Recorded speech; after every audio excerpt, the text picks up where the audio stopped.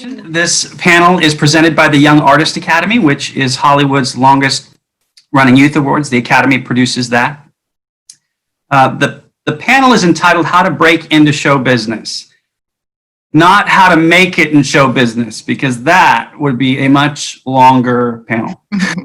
But this is kind of like a starter course for those thinking about it. As Laura mentioned, my name is Andre Marcel. I'm the co-chair of the Young Artist Academy and also the founder of A&B Publicity. We work with the Emmy Awards among other clients. We have some amazing folks from across the industry.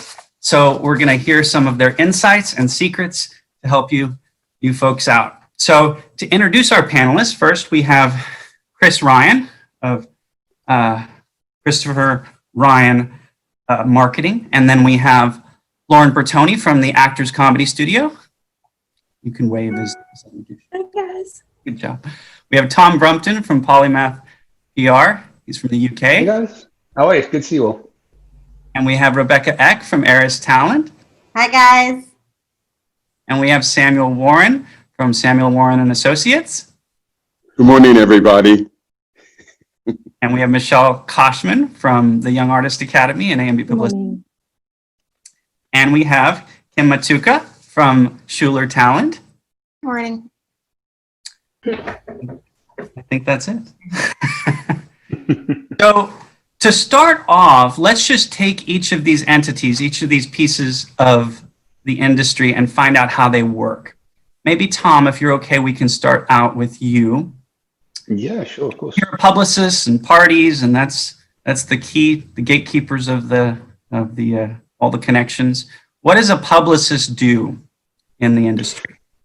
A publicist's core job is ultimately to get their client in the media as wide and as much as possible. That can range from print coverage through to television interviews, radio, podcast, online. There's a pretty wide berth there in terms of what PR can do in terms of gaining extra coverage for clients. Another aspect of the job, obviously, is ensuring that we help build an interesting story around the client to make sure that we are positioning them in the best light possible, that puts them forward in an interesting and inventive way, while at the same time speaking firmly of the message and really getting across what it is they want to say to the world. So you would need to understand your brand to effectively communicate that message. Does the publicist help the client understand the brand, shape the brand, maybe even create the brand? Yes, absolutely. That is definitely something that a PR firm, that a publicist would help with. Ultimately, when we would start with a campaign, start working with a client, start working on a project, we would look to go through your existing brand to see where it is, to see what kind of shape it's in. And then as we're kind of building on that, we can look to see, okay, well, this is what you want to achieve. These are the kind of people you want to be talking to. Let's start crafting that narrative a little bit clearer so that it's really reaching the kind of people you want it to reach, but it very emphatically speaks of who you are and has a very accurate representation of your voice and of your work. Well put. A lot to digest for someone who's excellent, Tom. We'll come back. We'll explore this some more, but this is just kind of a short version of what each entity does. Let's go to the talent agency. People here, okay, we have agents, managers, publicists. So when you're talking about the agency, Rebecca, what role does the agent play, or the agency? So we represent clients, and our job is to get clients. Our job is to get clients jobs or opportunities for a job. So we submit to, of course, casting directors and sometimes directors and also producers. And we just pitch clients. So we also work really hand in hand with managers, which I love. Kim's actually one of the managers I work very closely with. And we work as a team to get our clients seen by casting directors, and then of course getting feedback or asking what they're looking for, etc. So, and then also we negotiate the deals once they get the offer. So we negotiate for more money, always, we try to, and we do all the legal contracts with them. And sometimes we hire an attorney, but we don't always. It just depends on the situation. Excellent. So did you hear that? They negotiate the best rate for you. So get a good agent. Yes, always. All right. So you mentioned some other two key players in what you said there, the manager and the casting director. Let's first go to Kim on the management side. What does a manager do, and how does that differ from an agent? Well, a lot of times managers tend to discover actors at a very younger age where we're molding them and getting them the proper classes and getting them headshots and getting them ready for an agency to basically love the actor that we're submitting, and they could go straight to casting and start auditioning. But what Rebecca was saying is very true. We work very closely with agents. We work with the team. We build, and we try to really develop them as much as we can. And we're also there, as their therapist, and we're there 24/7 for them. So we're there to really guide them and get them to the next level. So a manager might start even earlier than an agent. Yes, They're still going to work through the whole process, continuing to shape. Exactly. Excellent. It's important that the manager and the agent get along, right? Yes. All right. We'll come back and explore these points some more, but let's move on to another big gatekeeper in the industry. Samuel, what role does the casting director play? Well, the casting director, as everybody knows, is hired to assign talent to specific roles, and not just one actor, but an ensemble of actors that will play off of each other, that will bring the script to life and make it believable as it is being viewed by the general public. The casting director is a heavy gatekeeper. Unlike most casting directors, I like to read tons of people because I'm always looking for that diamond that's hidden. You've been in the industry a long time, 30 years or so. 38 years. 1982, I started. I worked with David and Bill Lytle, who were location casting directors for Return of the Jedi. And I worked on my first project was a movie of the week for ABC. I've learned a lot of things. And as my colleagues can tell you, we're always learning, always trying to help talent to be in the forefront that needs to be in the forefront. Because it's a tough business. Even if you have all your ducks in a row, it's a very tough business.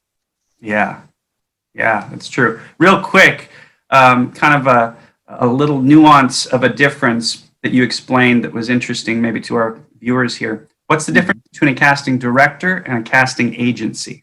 Usually a casting agency is another form of it's almost, they have a license to represent those extras, and those extras are a part of their pool. Whereas a casting director, we don't represent any talent.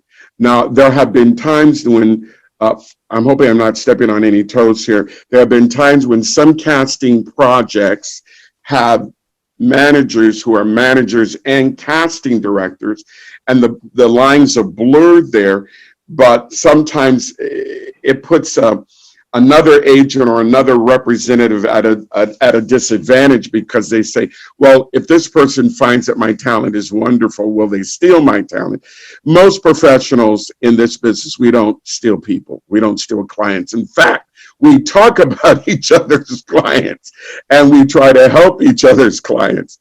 But normally the casting director is strictly assigned to a particular project to really stand in the stead of the director, because what we see and what we approve of, we send to the director. Whereas the casting agency represents a lot of extras. Normally that's what that is. Wow. Lots of things we could pick your brain on, Sam. Good job. So before we even get to the point where you've secured a publicist, manager, agent, you're in front of the casting director, there's definitely something that has to happen well before any of that. And we come to Lauren with that. What role does an acting coach or your studio, how do they help a talent? It's great. It's the first thing that I always say to actors is training and patience, right? Samuel said, this is a hard business. So as an acting teacher, I try my hardest to encourage actors to be patient and train and become as competitive as you can with your skill set in order. So when your agent and manager do get you those auditions in front of casting directors, you're undeniable. They can't say no to you. So I work with my business partner, Gunnar Robacher. We own Actors Comedy Studio, and we are the world's only sitcom acting and writing school. So we focus on comedy, which is 30-minute, half-hour, anything that's scripted on television. But those skill sets of audition technique, you know, now that the world is changing, we've got self-tapes and Zoom. Everything in this business already moves and evolves so quickly, but now that we're living in a different time, the before times and the after times now, right? So we've actually transitioned our entire curriculum to online Zoom classes, which is great for everybody in the world because now you can get Hollywood training wherever you are. And it wasn't too difficult for us at all. It was actually quite seamless because what we do is on camera audition technique anyhow. So I do work on character development, like Tom was saying earlier, knowing your brand. I teach actors how to research and figure out what their brand is, right? We deal with archetypal characters. That also coincides with getting headshots, like Rebecca was saying, or maybe it was Kim. So, you know, it's all a complete package, and your team should get along. They should communicate well. You do want to have an acting coach or somebody that can help you, and also do your research on who you want to be your acting teacher. For me, I chose to be an acting teacher. I asked for this position. It wasn't a fallback for me. And I'm also a studio teacher, right? So when you book jobs as a minor in California or anywhere in America, because you could be somewhere else and maybe they don't require them, but we have child labor laws. So until you're the age of 18, you'll have a studio teacher there to enforce those and make sure production is providing you with exactly what you need depending on your age, right? And also a teacher, so I teach academic subjects as well. So it's interesting that I have these two careers, but it gives me such great real world experience that I can then bring to my classroom and share with my students, which is a lot of do's and don'ts, a lot of how we book jobs. And so that's in a nutshell what I do, but having a teacher and getting training is super important. And I'm sure everybody on the panel would agree that, you know, training will then provide the opportunities for you to then book work. I agree 100%. My clients always have to get training. I always want them constantly in coaching and training constantly. And Rebecca too, there's always, and even if you're a professional working actor, you still can be working out the muscle. You know, I always try to equate it to being an athletic, training like an Olympic athlete, right? Olympic soccer players don't just train once a month or before they have a big match. They work on it every day. So that is something that I try to instill in my actors as well, to continuously do this every day and also to never give up, right? Because it is competitive, but if you don't give up and you stay with it, things could happen for you. Yeah, I'm glad you touched on that, because training is not something that you just do to get good and then you're good, and then you don't need any more coaching. No, Andre, I tried to play soccer last week and I almost broke my leg. I mean, there's just, I haven't done it. I don't know who I think I am. Or like doing a backflip. I wouldn't just go do a backflip that I thought I could do when I was 10. I don't think I can do that anymore, but it's a valid point. And yes. And you've worked with some big brands like Disney, right? You've done some projects. Sure. Yeah, I work all the time. I mean, my last show, I work on American Housewife, which is on ABC. I work with Julia Butters. She's an amazing little actress. One of my acting students' success story, her name is Lexi Underwood.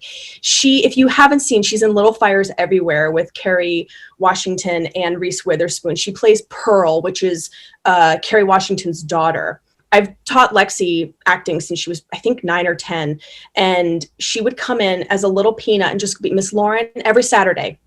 Teach a kids acting class every Saturday, and she would just be in tears. She was auditioning for pilots, just no. And her mom was like, please talk to her. She's just devastated. And I know how that hits you. It's painful. We are emotional creatures as actors, right? So I finally said to her, I said, Lexi, it's okay. This just wasn't your job. It's fine. You made a fan of the room. Casting will call you back. You were a young, beautiful, professional, hardworking actor. And when she's, then 15, books the role of a lifetime for her as Kerry Washington's daughter. I mean, give me a break. So, but she stuck with it and continued training and working auditioning. And so anyway, I work all over. One of my other shows was the Big Show on Netflix. So I've been doing this I may seem young, but I've been doing this for a very long time. And I've seen a lot, and I also walk into my classroom with a lot of encouragement, enthusiasm, and support for my actors, because when you're learning, you need a safe environment in order to try things that maybe don't work. And that's okay, but we've got to explore them to figure out what does work, right? So, yeah. Good stuff, Lauren. And you got good energy, so I'd want to work with you. I want to work with everybody. I love this. This is great. Okay, so here's another couple interesting pieces of the puzzle. Chris, you've been called the gatekeeper of Sundance and all events that are good. Okay. But you're also doing marketing. So what exactly do you do? So basically, I help brands and agencies, build buzz through events and influencer marketing. So I provide brands opportunities to sponsor things like Oscar parties or Sundance Film Festival events, or help them, create their own pop-up events. And then I also help them with their relationships with influencers and celebrities by doing brand deals with those two entities. Okay, that's very interesting. So if a client or an actor, musician, whoever we're talking about in entertainment, is interested in aligning themselves with a brand for a sponsorship deal or to be a spokesperson, right? What is a brand looking for? I think what a lot of them are looking for is who your audience is. So the key is that they want to, if your audience demographics match what they're looking for, you're probably going to be able to pull off a deal with them in some way. And then what else they're looking for is probably people who are brand safe. Safety seems to be a big question now. They don't want issues where the influencer or celebrity is doing stuff that makes them look bad, and they have to go explain. Yeah, even in the distant past, stuff can be drudged up. Oh yeah, exactly. So I'm constantly looking at when I meet with influencers and talk to them and stuff like that. I'm just constantly looking at who they are and who their audience is, and a lot of times I'll be asking for screenshots of their demographics, because a lot of it's some of those demographics are not available, or they're just guessed. And I like to get brand specifics. Very interesting. So once a personal brand has enough value, Chris is the guy. Yeah.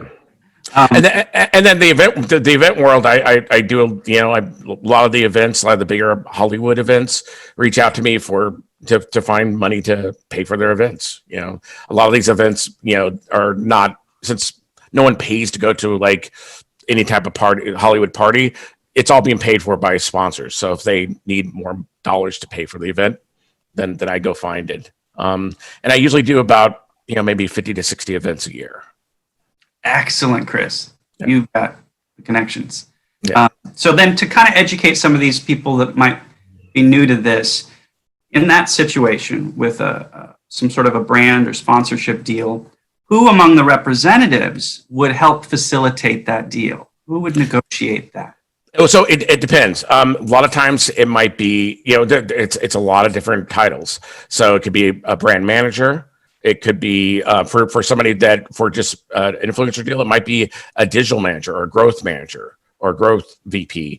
Sometimes it's the publicist. So sometimes influencer marketing is done by the PR department, not the advertising side. It just really depends. And so I'm constantly looking I know I have some influencers reaching out to me and they say, hey, we want to work with this brand. Can you help us find the right person to talk to? And I'm going through my list and figuring out who's the right person.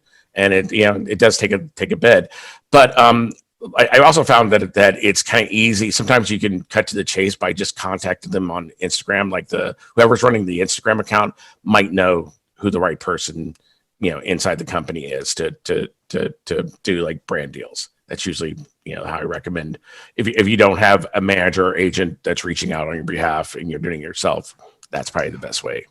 Right.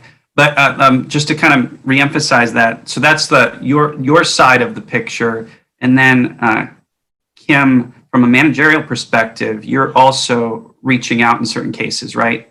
Oh yeah, Sponsorship. I mean, we have a lot of actors. We have some top social media stars, and we try to find brand deals for them all the time. So we do reach out to different people and kind of try to get together. And like if one of my clients loves wearing Dr. Martens, then we'll reach out to Dr. Martin and try to brand that in with them because that's what they love to wear anyway. So why not get paid for it? So we try to put the dots together and try to make the best out of it.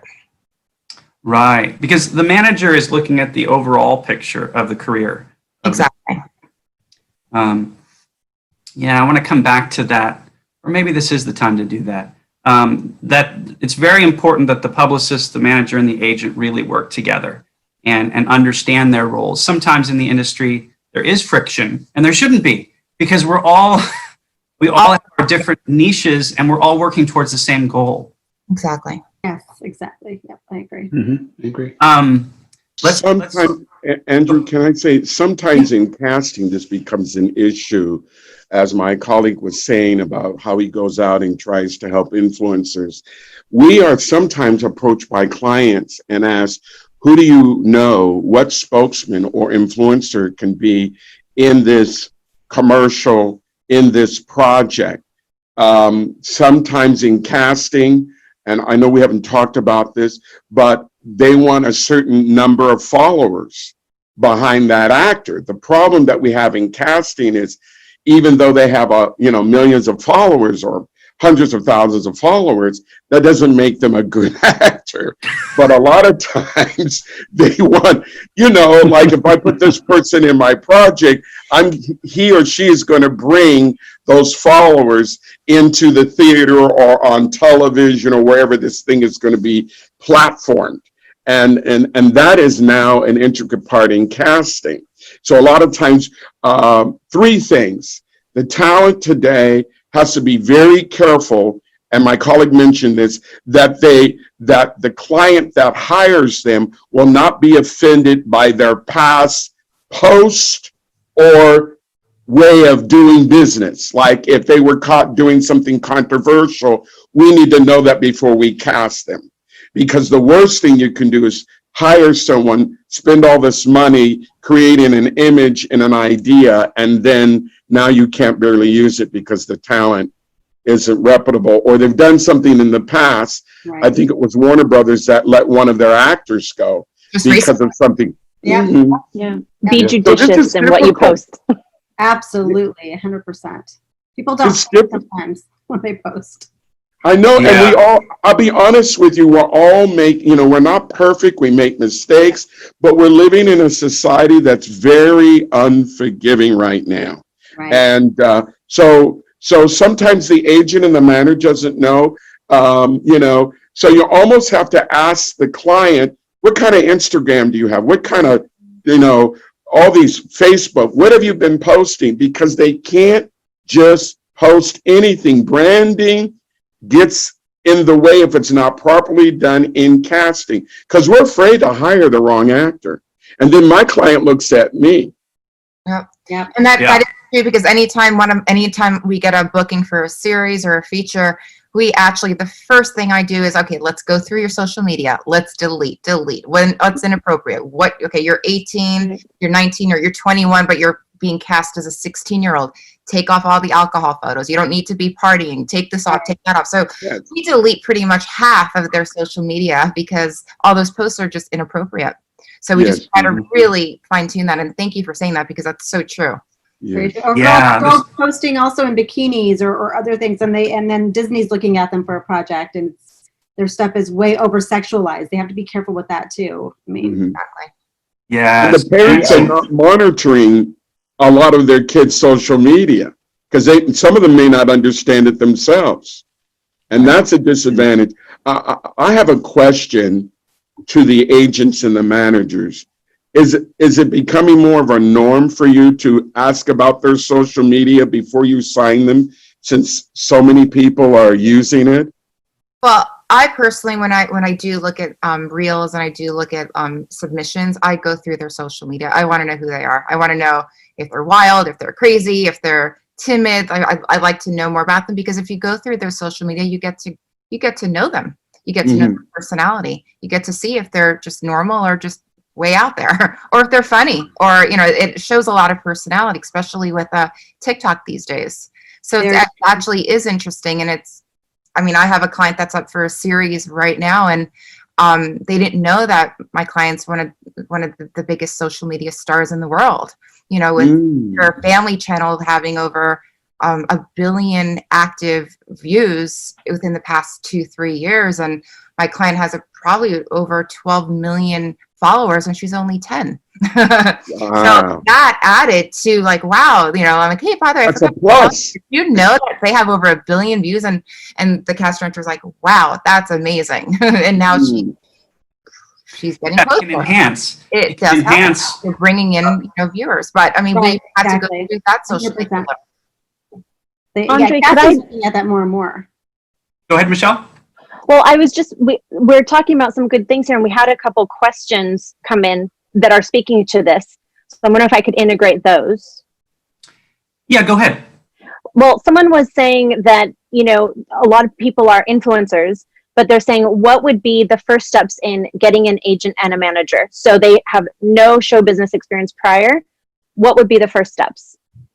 Just to reach out, just to send us an email. We actually have on our website, there's a way to submit, and we usually go through there, or one of our assistants will go through and look, and just, always when you submit those, submit a photo and a little bit of your background and bio. The kids aren't expected to have a lot on their bio or a lot of training when we first sign them per se, but we need to see photos, we need to see personality, as Kim said, and maybe if they have an Instagram and they have followers or influencers, send us your links, because that does help. Samuel actually said something completely dead on. Just because you are a huge social media star doesn't necessarily mean you're talented. So I would kind of, think about, in the past, if your child's been in a neighborhood school play or something, and if people actually come to you and say, hey, your kid's really good, and, if strangers actually tell you that your child's talented, then that's actually a good intuition for you to maybe possibly follow through and see if your child does have talent. But just because your child's in social media doesn't necessarily always mean they have the gift to act. And at that point, if they don't, then you need to go training, get into that and see if you could get some other feedback from Acting classes from Lauren to help you know what you have and bring that out. Yeah, come on over and I'll fix all your problems. There you go. Exactly. That is not a problem. And I will say, just like a quick plug, because of COVID and things that have been happening, our school, we have so many free workshops, of smart headshots. We've got writing classes, acting classes, just free classes for anybody. And then we also have dropped significantly all of our prices just for we have also specialized low cost classes. So even if you're like, I don't even know if this is something I really want to do, just go take some free classes. Can't hurt. If nothing else, you're going to learn something and maybe have a fun time and get some laughter, but training for sure. And then it will also then tell you, is this something that I really am passionate about? And if the answer is yes, then go full speed ahead. And if the answer is no, or maybe you just like to do it for fun, that's also okay. I'm glad you brought that up, Lauren. I know it's like sometimes an elephant in the room when it comes to parents and talent thinking about pulling in a team, pulling in all these elements. Mm-hmm. Do have some cost or investment associated with them. So not asking you to necessarily pick a number, but can we give the viewers some idea what range if someone, now obviously a manager and a manager and an agent aren't working off of a retainer. So what kind of percentages would a parent expect to get from any agency or management firm out there? How does that work? I guess how does cost and investment work on that side? Are you asking about what the percentage, if you book a job, if what they take, or? No. If they got secured by an agency, when they're shopping, when they're looking for the right agency, how does payment structure work? How does that work? No payments. Yeah, What we is that? don't get paid You're not- anything unless they book. Yeah. So Right. You run And that's a no-brainer for us, but some in the Yes, in the yes. audience might not know that. Oh yeah, it made my heart skip a beat. I'm like, no, don't do that. Like I said, yes. Yeah, we strictly work with commissions. So if your child does not work for 10 years, we don't make a penny. If your child does work, depending on what the deal is and who you're being placed with, most agencies get commission between 10 to 20%, 20% for print, 10% for off-SAG and union projects. Yeah. And management goes between 10 and 15%, depending on how much work it is and what your level is at this point. So that's perfect. That's super helpful. Obviously, we know that within the industry, but it's just helpful for everyone listening to understand that. Never pay up front. Never. No, never pay up front, no. But compared to someone like Tom or Andre, where that's a retainer, so Right. or Lauren Yes. is paid for her services. So you have different representatives with different pay structure. Mhm. Right. So publicists typically, maybe you can explain that, Tom, do work off of a retainer. Yes, that's correct. So typically speaking, it can go one of two ways. If we are representing a studio, for example, they may want to hire us for 3 to 6 month period to work on a production, at which point they can either pay us per month or they can pay us a lump sum. If we were working with an actor or if we were working with an influencer, for example, we'd be looking at a monthly retainer based upon the amount of work that's required from us. The cost can vary, obviously, because if someone's just starting out, they're not going to have access to thousands and thousands of dollars. So we try and be quite open and quite amenable, and we tend to only really work with people we really want to work with, we believe we can do a lot of good with, and who we feel speaks the same language as us in terms of what it is they're trying to get out from this and what they're trying to put out into the world. Excellent. So that's helpful. So it does. I would like to just say that there are many out there who are not reputable, Yes. who will say, if I will manage or represent you, agent, manager, whatever they want to give them their title as. Say, if you give me 600 or 500, that is somebody you should run away Yep. from. Yes. Yeah. Anybody Yeah, who's maybe, definitely. you can speak to that a little bit, Michelle, too. Anybody who's offering publicist services for free or next to nothing in the hundreds of dollars like that for a service, something's wrong. Right. Walk away very, very quickly. If in my experience, if something is too good to be true, it usually is. And if Right. anyone comes to you promising they can get you on a CW show, if someone promises you they can get you in Vanity Fair, walk away, because no one can guarantee that. No one can promise that. They can do their best. You can hire a great publicist who'll do their best. Same with the casting agent, same with the manager. They will do their best for you if they really believe in you. But just because you're giving them money doesn't mean that they can guarantee you anything. And if they say they can, walk away. Yes, very good. Let me hit a couple points before we have to wrap up here. So, Tom, a lot of people think a publicist just gets you into red carpet events. That's people's outside. Is that true? No, fortunately not. No. I wish that were the case. No.